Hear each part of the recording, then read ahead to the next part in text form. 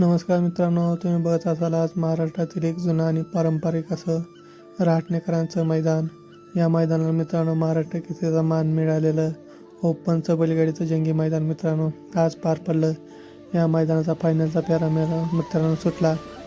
तुम्ही बघू शकता फायनलच्या फेऱ्यामध्ये शेवटच्या क्षणाला काटाकीर अशी लढत झाली.